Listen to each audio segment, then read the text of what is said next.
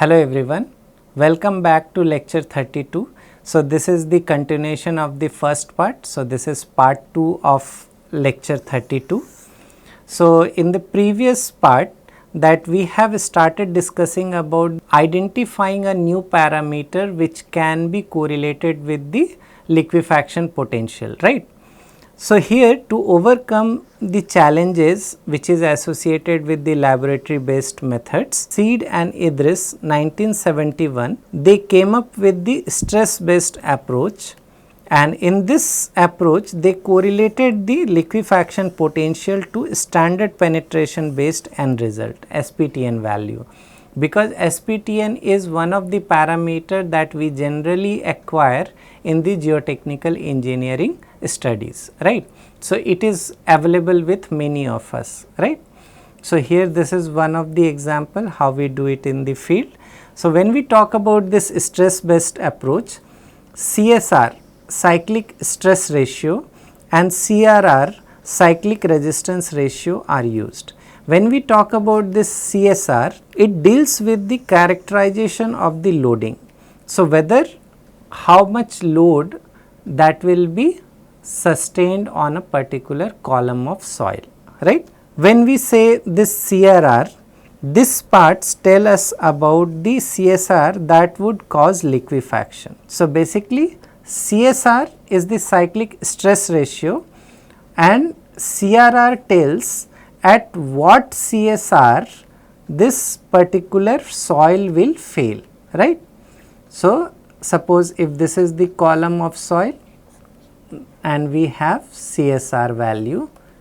So this is simply the characterization of the loading, but when we talk about CRR, it is basically at what value of CSR this particular soil will show the behavior of liquefaction, right.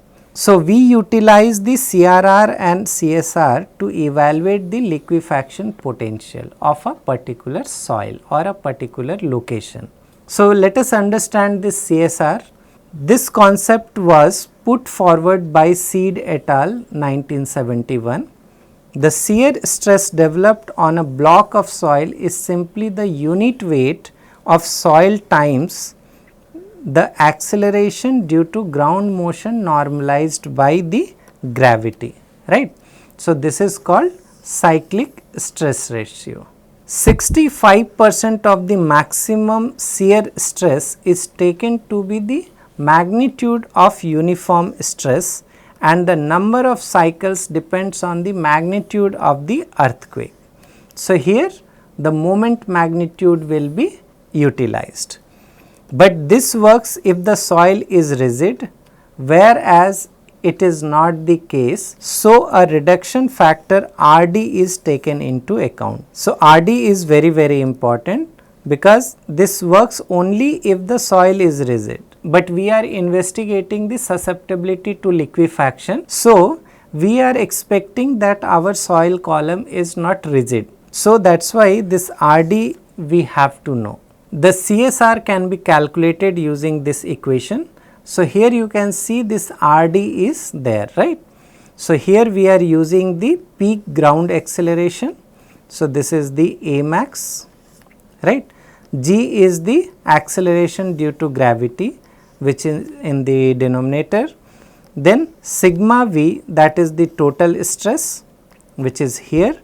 Then sigma dash V, that is the effective stress, this is in the again denominator, and RD is here, which is the depth reduction factor. So this we have to find out. So the development of RD started with Seed and Idris 1971. They were the first one to investigate this RD, and then many researchers, they have worked on this particular problem and they came up with the several expressions to evaluate this RD, right. So this RD can be calculated using this particular equation. This is from the Golesorki 1989. He did the detailed analysis and then he proposed this particular equation, and here you can see that alpha Z and beta Z and M all are used here. So, Z is the depth, right. So, Z is the depth of the soil column or the layer. So, this alpha Z is equal to minus 1.012 minus 1.126 multiplied with sine of this, right, and beta Z is calculated using this. So, this can be used to calculate the RD. Idris and Golesorki, they have proposed this particular graph where you can see the x axis is the RD and this is the depth M, right.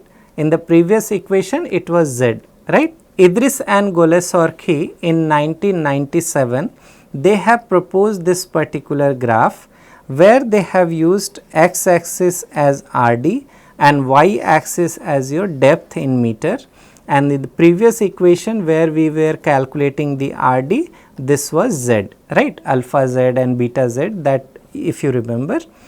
So, this depth here they have used in meter and here you have RD. So, for any moment magnitude, so let us say this is 5.5, right.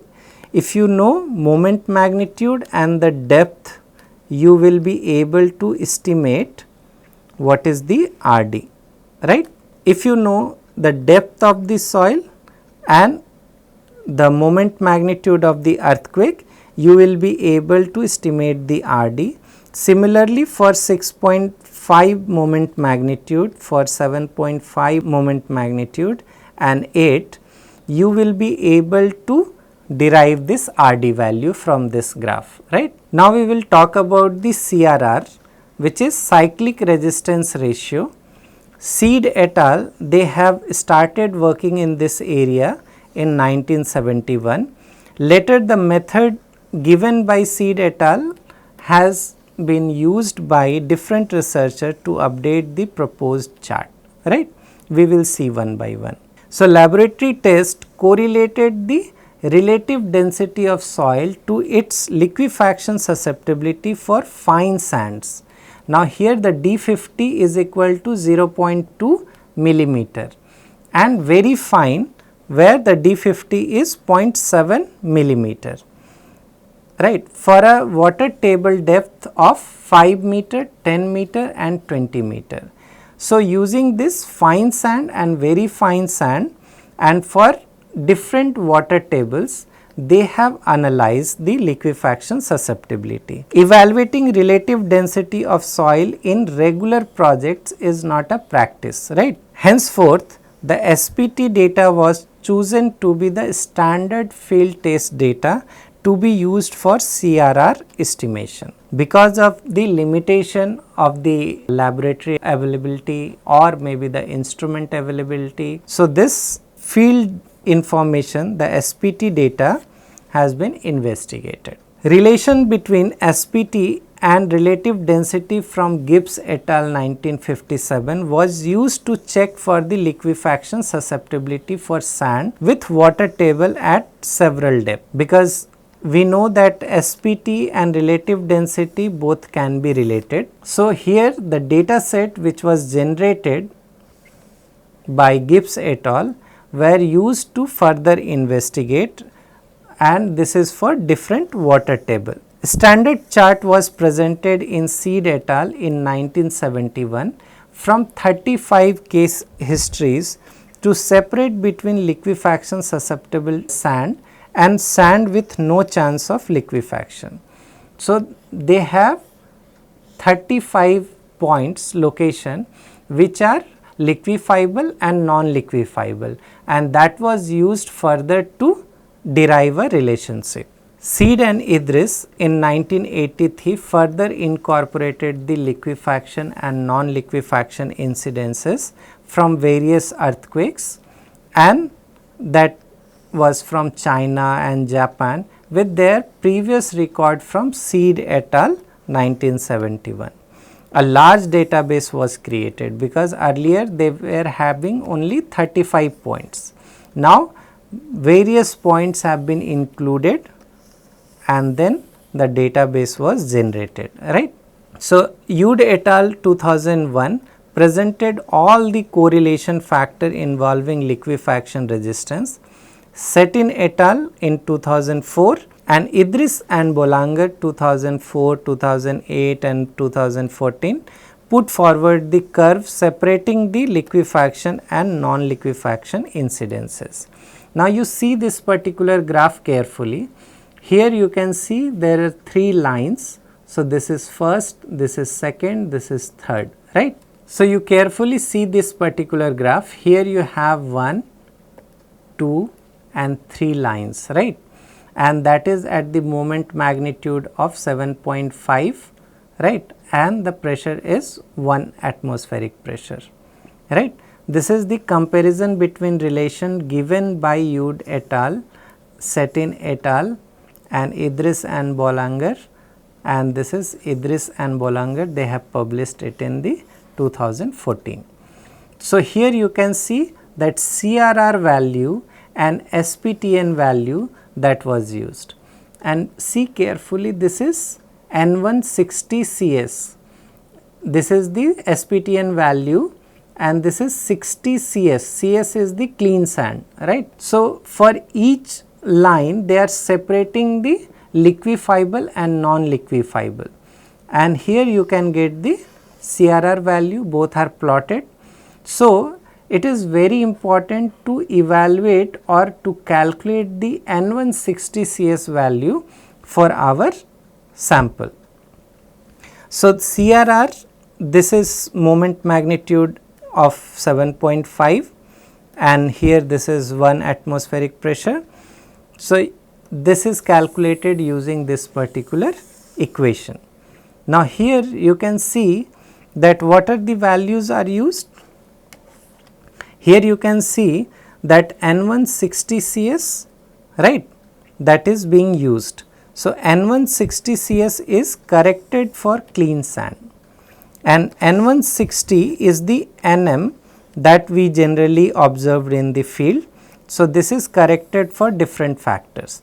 So, now we will see the basic information about the correction of different factors, and then we will also learn how do you calculate this N160 CS, that is for the clean sand.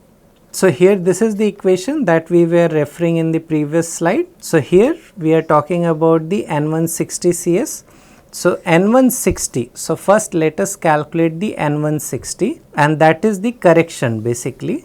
So, here we are using the correction due to overburden pressure, then correction for hammer energy ratio, then CR is the rod length correction, CB is the borehole diameter correction and CS is the liner correction, right. All corrections are done, then we call it N160, right. So, this liquefaction resistance increases with increasing confining stress. This is taken into account by CN, that is the overburden pressure correction, right, that we have discussed in the previous slide. So, these researchers, right, gave the expression for this CN. Now, you see this particular graph, here they have given these lines, right, and this is, let us say, for this particular line N160 is equal to 5, right. This is for N160 is equal to 15 and this is for this one is for N160 is equal to 25. So, this is overburden correction factor. So, this and the relationship with the vertical effective stress sigma dash Vc, right. For this CRR calculation and for the correction, Cn is calculated using the equation given by Kayan et al. And that is up to 300 effective stress, right. See the unit. So, here you can see the Cn is equal to 2.2 divided by 1.2 plus sigma dash divided by 100, right. So, this sigma dash now we have to see. Cn can be calculated as per Yud et al. Yud et al. Have also given the formula for Cn calculation and it is beyond the 300 effective stress. So, Cn up to 1.7 is considered here, right. Beyond that the value of 1.7 is only taken, and Ce is Er by 60%, right. So, where Er is the rod energy ratio. So, 60% of the rod energy we are utilizing. Cr is the rod length correction factor to account for energy ratio being smaller with shorter rod lengths. Cb is the borehole diameter correction, right, and Cs is the liner correction. These corrections were used in the previous equation, and then subsequently N160 Cs that will be calculated. Now, here we have calculated the N160. Now, we have to look for this delta N160. So, N160 Cs is the N160 corrected for clean sand, which is this one, and delta N160 is a function of fines content. So, what is the content of fines in your sample? So, this delta N1 can be calculated using this expression, and where the Fc is used, and Fc is basically your fines content, which refers to the percentage of fine grained particles, which is silt and clay, present in your soil sample. These particles are typically smaller than 0.075 millimeter or 75 microns in diameter as defined by the USCS, right. So, once CRR is computed, it is corrected with respect to static stress and magnitude factor. Now, we are going to correct this CRR with respect to static stress and magnitude factor. So, here you can see this expression is used.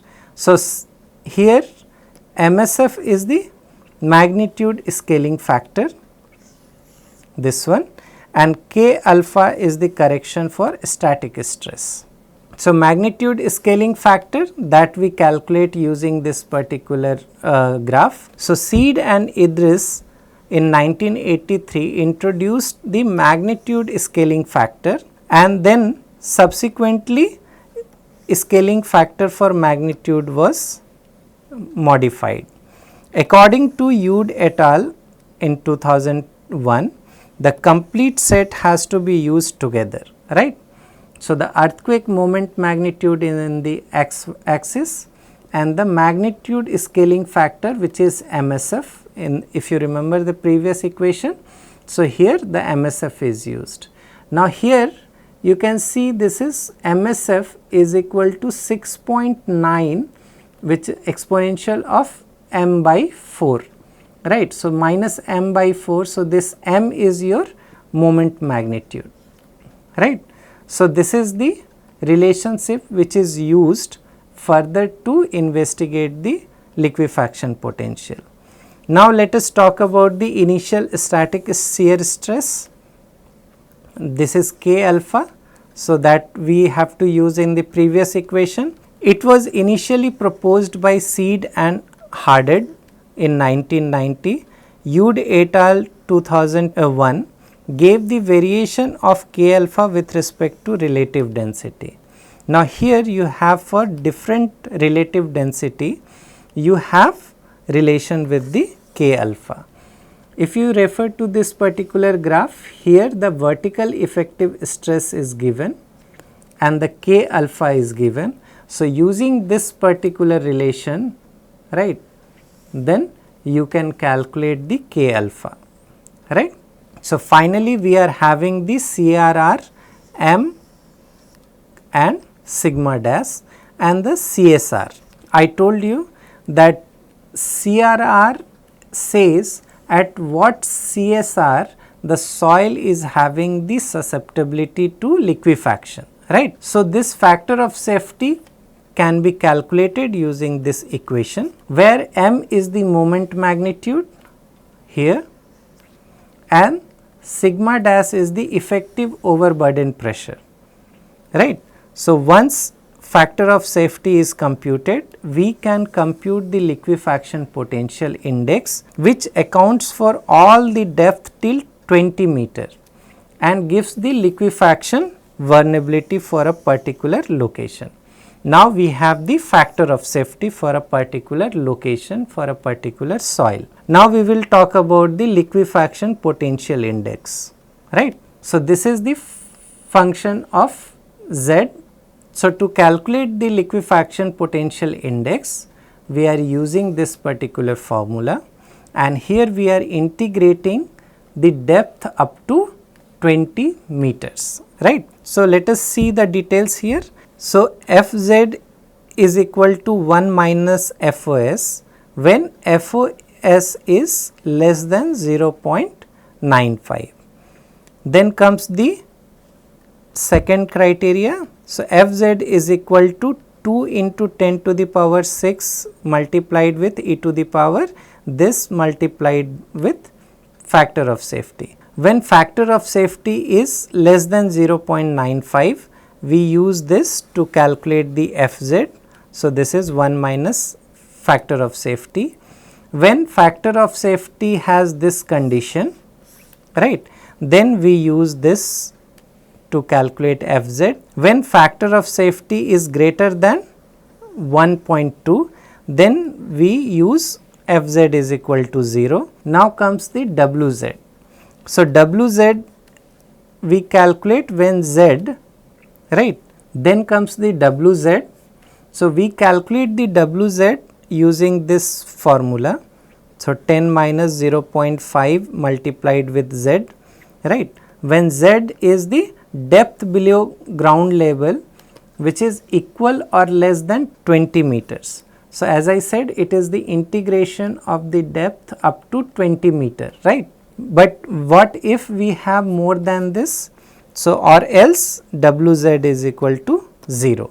So that is being used in this liquefaction potential index, right. Now how to analyze these results? How to analyze the value which we are getting from this LPI, right. To analyze the values which we have received from the LPI calculation. So if LPI is 0, we will say liquefaction risk is very low. If LPI is between 0 to 5, liquefaction risk is low. If LPI is between 5 to 15, liquefaction risk is high. And if the LPI is greater than or more than 15, then liquefaction risk is very, very high. So with this, we analyze the susceptibility of a particular soil to liquefaction, right. These are the references which I have used in this particular presentation. So if you are interested to have more detail on each of the parameter or the method, then you can refer these papers. Thank you. Thank you very much.